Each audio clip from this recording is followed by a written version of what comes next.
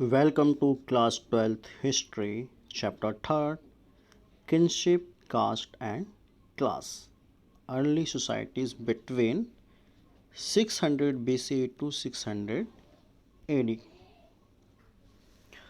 Dear students, in last class we were discussing about concept of kinships, who could be a king. We also discuss about the concept of the right of property that was based on gender and Varna system. So today we are going to discuss about social differences. Actually, it was a social contract, and now a myth found in Buddhist text Sutta. Actually, Sutta suggested that the institution of kingships was based on human choice. Actually, Buddhist text suggested that there was a social inequalities.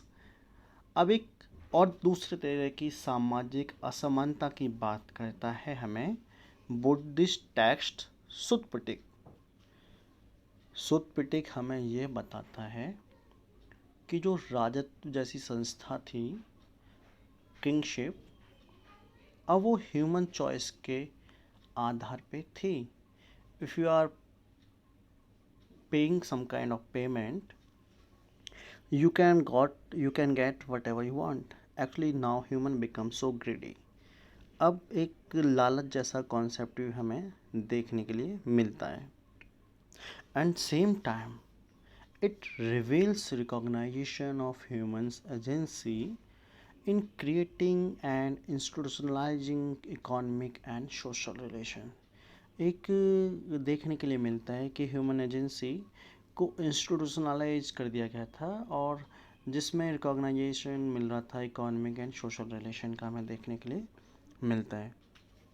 And दस now it was believed that recognize the fact that since human beings are responsible for the creation of the system that is we were have discussed in Varna system. Actually अब लोगों को मानना ये था कि जो वर्ना system है, जो जाति व्यवस्था है, ये ह्यूमन के द्वारा क्रिएट किया गया है। So now they could also change it in future. ये एक भविष्य में भी इसमें बदलाव किया जा सकता है। और जो हम डिस्कस कर रहे थे concept of kinship, we have discuss about Mauryas कि ब्राह्मणिकल टेक्स्ट कहते हैं कि दे वर लोअर ओरिजिन, हमारा बुद्धिस्ट टेक्स्ट कहता है कि दे वर क्षत्रियास। तो अब क्या था कि एक नया हमें कुछ चेंजेस देखने के लिए मिलता है। The king was elected by the whole people. अब सभी लोगों के द्वारा राजा का चुनाव होता था। पहले it was based on birth, और इस सब प्रोसेस को महासमत्ता के नाम से जाना जाता है। Even this is also suggested that the institution of kingship was based on human choices. हमें ये भी इशारा देता है कि जो राजत्व का चुनाव था, राजा जैसी संस्था का चुनाव होता था, वो लोगों के द्वारा होता था। किसके द्वारा होता था?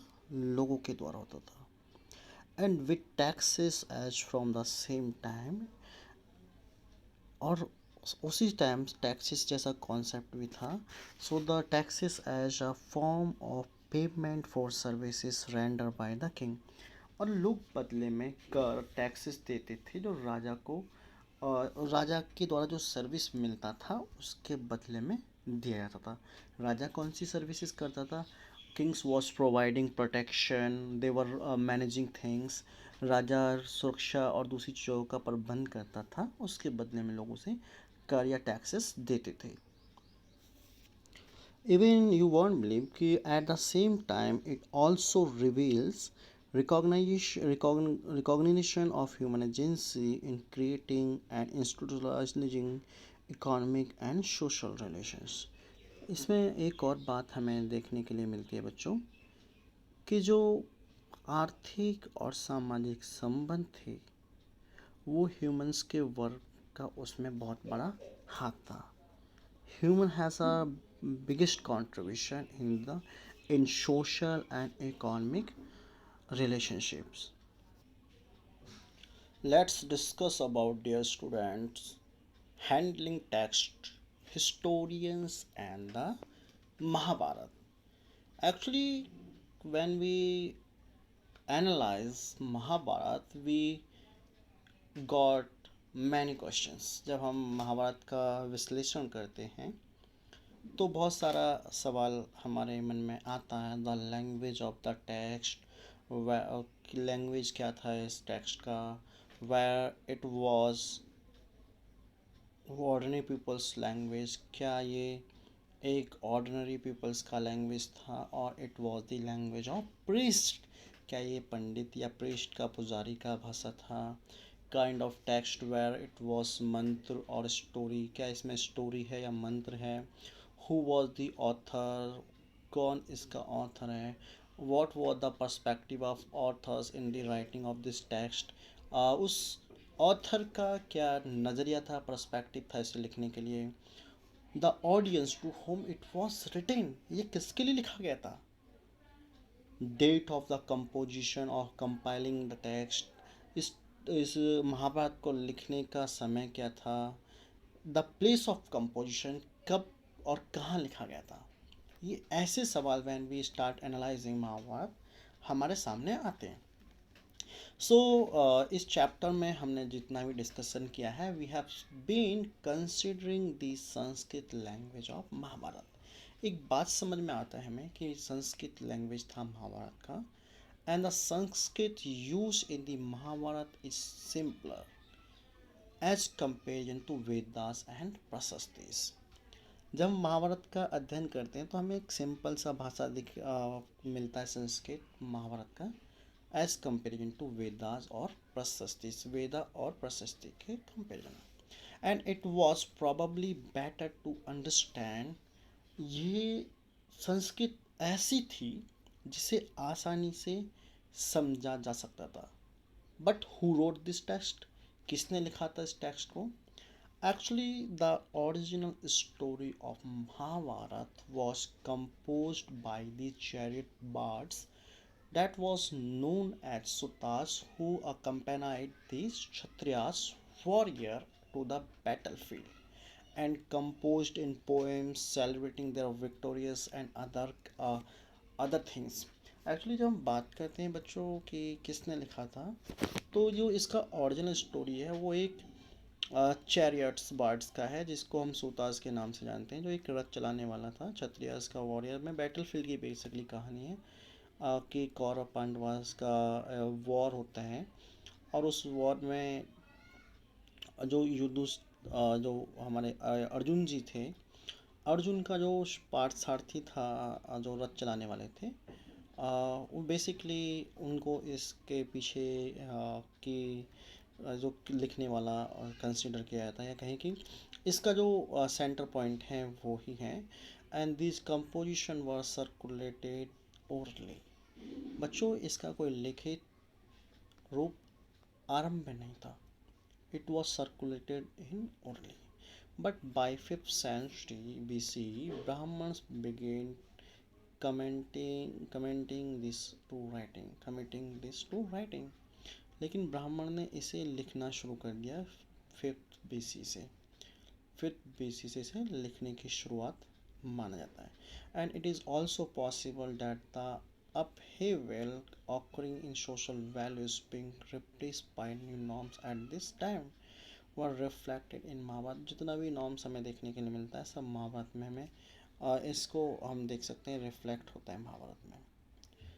और इसका एक और फेज शुरू होता है. So another phase that is started from 200 BC to 200 C, when worship of Vishnu was growing, जहाँ पे विष्णु की आराधना, वर्शिप, पूजा करना शुरू हो जाता है. Krishna was being identify with Vishnu, और कृष्णा को भी जो भगवान है उसको विष्णु के साथ एक पहचान मिलती है, एक आइडेंटिफिकेशन मिलना शुरू हो जाता है सोसाइटी में. And between 200 BC to 400 CE, 200 C से लेके, या कहें कि 200 AD से लेके 400 AD तक इसमें मनुस्मृति को भी ऐड कर दिया जाता है. So all this additions made the text which started with less than 10,000 verses to 1 lakh verses. आरंभ में इसमें जब हम बात करते हैं महाभारत में लगभग 10,000 वर्सेस था, बट मनुस्मृति और दूसरे का भी कंपाइलिंग होता है दूसरे दूसरे एडिशंस का, तो इसका जो वर्सेस का नंबर है that is reach to 1 lakh, 1 lakh तक इसका नंबर पहुंच जाता है.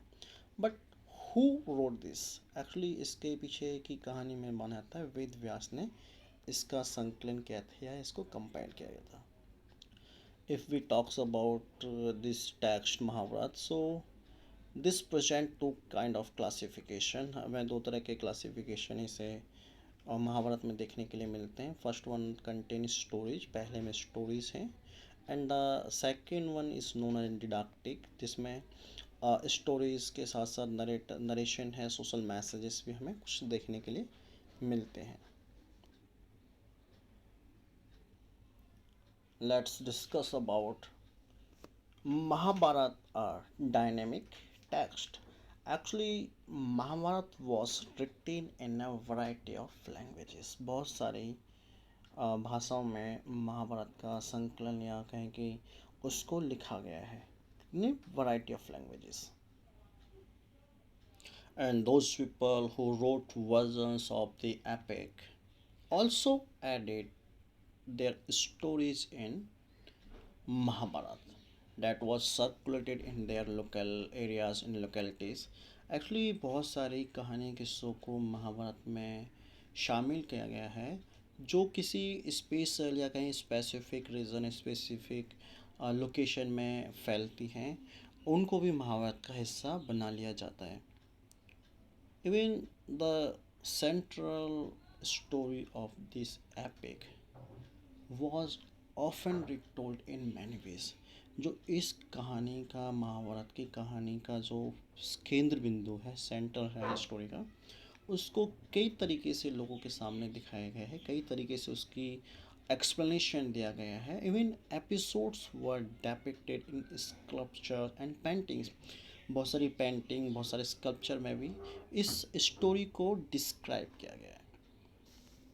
So, dear students, somehow we have discussed the whole story of Mahabharata and this chapter also. I hope you got, you understand very, very well this chapter. If you have any doubt, you can contact me. Thank you.